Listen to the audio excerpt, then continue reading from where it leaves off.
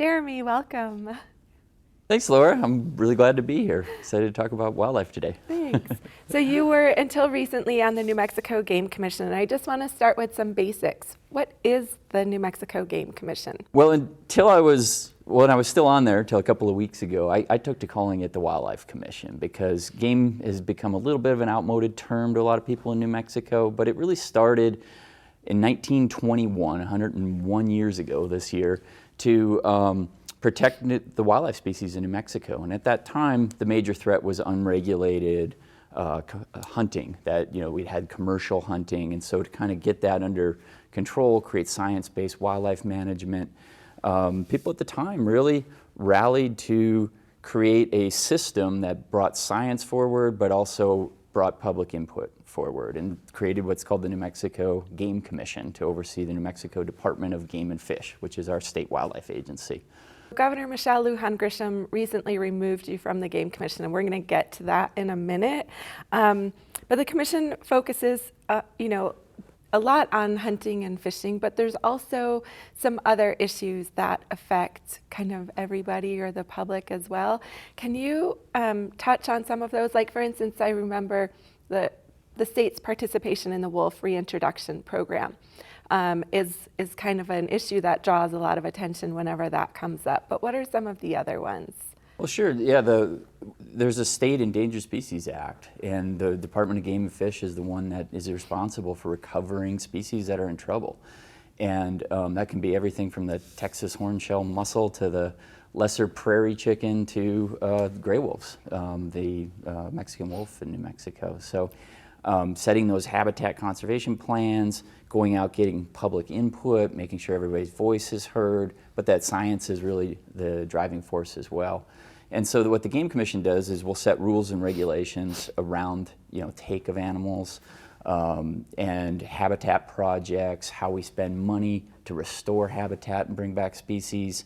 So it's really, I'd say the Game Commission really serves three critical purposes. One is protecting people's voice, that decisions are made out in public. The commission meets due to the Open Meetings Act. They cannot predetermine decisions. When I was on the commission, I couldn't call up other commissioners and say, hey, I think we ought to vote this way. What do you think? That's a rolling quorum. You cannot try to line up all those votes ahead of time. You really want to preserve that decision making in public, so you hear people's voices and get a chance to make that. And the other things are really to serve as a shield so that wildlife management does not have a political swing up and down, where you have people who are appointed, they serve terms, they have to be bipartisan. You can't have there's 7 commissioners, you can't have more than 4 from any one political party. And they're supposed to serve across terms of governors. So governor appoints them, confirmed by the Senate. It's sort of like if you think of the way the judiciary system is supposed to work, where you have people who are qualified, appointed, and then work on creating those rules and regulations, but with a lot of public input. Mm-hmm. Yeah. So one of the issues that I've been hearing about is stream access. And if I have this right, in 2018 there was a new rule that allowed people who own land next to a stream or a river to petition the Game Commission to close access. Am I explaining this right, or what's the deal with this rule? Yeah, you have it right. I mean, it was, and even stepping back from that rule a bit, we had a law student at the University of New Mexico that wrote an opinion and said, hey, 2 state agencies are interpreting stream access differently in this state.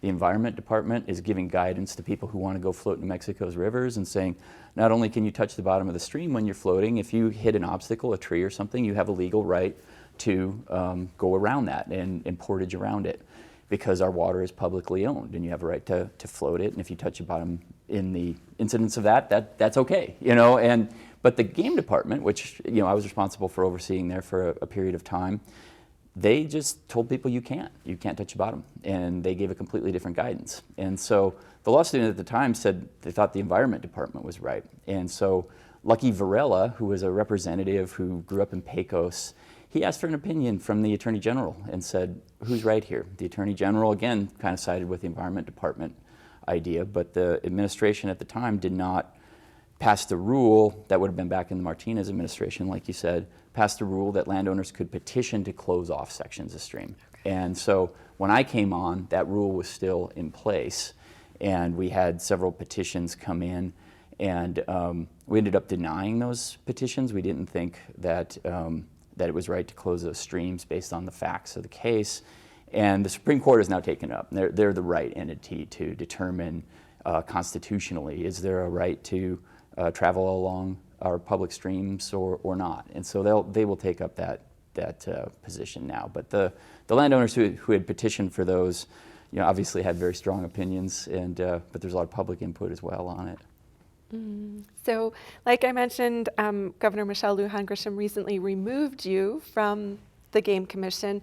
What were you told, and why were you removed from the commission? Well, I wasn't given a reason. I had a year left in my term, and I got a short letter that said that the governor, that I have the authority to remove you, and therefore I am removing you. And my take is that it was because one of the landowners in particular who had petitioned, who had really started this drive to petition to close off streams, was a large political donor. And when I got on the commission, I was there to serve the public, not to serve anybody's political interest. And I was not willing to kind of go along with what a certain landowner would want. And that's I would say that we have this amazing heritage in New Mexico where we have public lands, public waters, and our wildlife, like we talked about, is publicly owned. And there is a push to privatize, to make that access, not shut it down, but make it so that the wealthiest, most privileged get that access, and that the general public doesn't. And that goes to some of our hunting rules as well. And I just, I really believe that we have to preserve that equal access for the public. It's this incredible heritage we have, and so when I went into the commission, I thought, well, I'm not going to change my values for that, and I do think that's the reason I was removed. Getting ready to talk to you, I looked up on the Game Commission's website, and there's only 4 commissioners currently listed. Yeah, that's a bare quorum. So, if one person didn't show up, they couldn't even hold a meeting now. And our hunting rules and regulations go on a 4-year cycle, so they have to be set. So the governor is going to have to appoint new commissioners soon, because we won't have hunting seasons. Won't be able to go forward without the commission there to kind of set those rules. Yeah, and even though you're not on the commission anymore, I know you've been active on these issues for a long time and paying attention to the commission for a long time. What do you hope? What do you hope that commission can be? Oh yeah, well, there was, like I said, it's 101 years old, and you look back to the history, and there was 2 calls when the commission was created. One, it was get the game department out of politics, and I think that still stands true today. We have to restore that political shield. And commissioners were not supposed to be removed without cause. That was never the intent. But there was a court decision in the Richardson administration about a completely different kind of commission, the Judicial Standards Commission. And Richardson had removed just everyone. And there was a lawsuit, and the court ruled that if there's not a very specific process spelled out to remove a commissioner for cause, then they serve at will. And so I would say that would be similar to, if you had justices who could just be pulled back off the court if the governor didn't like a decision they made. So it's no longer serving that political shield. And I think updating that law is super important. It's kind of restoring the original intent, but with new ideas, new science. I think it was, like we said, we still call it the Game Commission, when in reality it's a Wildlife Commission now.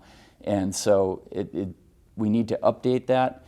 And then the other part of that I think is really important is it was to protect all the wildlife of New Mexico was the rally cry. And there was another court decision back in like the 50s that said